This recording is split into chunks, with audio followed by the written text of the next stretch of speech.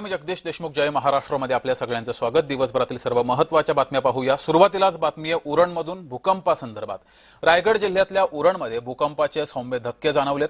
नवघर औद्योगिक क्षेत्रामध्ये 2.4 Richter scale तीव्रतेचे धक्के हे जाणवलेले आहेत। पालघरमध्ये सुद्धा तलासरी या ठिकाणी भूकंपाचे धक्के जाणवले आणि त्यानंतर आता उरणमध्ये भूकंपाचे धक्के जाणवले आहेत।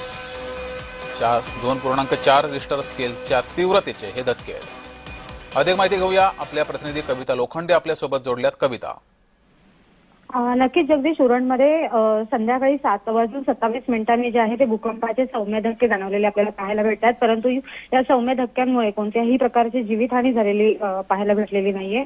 परंतु परिसरामध्ये जे आहे ते भीतीचं वातावरण जे आहे ते पसरलेलं पाहायला भेटते। उरणचे जेएनपीए हा मोठा सर्वात प्रकल्प आहे आणि ज्या ठिकाणी भूकंपाचे सौम्य धक्के जाणवलेले आहेत त्याच्याच काही अंतरावरती जो आहे हा जेएनपीए बंदर जो आहे तो लागून आहे। आणि एकूणच जर बघायला गेलं तर या सौम्य धक्क्यांमुळे परिसरातलं वातावरण जे आहे ते भीतीचं होतं आणि उरणमधल्या पळसपे राष्ट्रीय महामार्गाजवळ नवघर औद्योगिक क्षेत्रामध्ये जे आहे हे भूकंपाचे सौम्य धक्के जाणवलेले आपल्याला पाहायला भेटत आहेत। धन्यवाद कविता दिलेल्या माहितीबद्दल।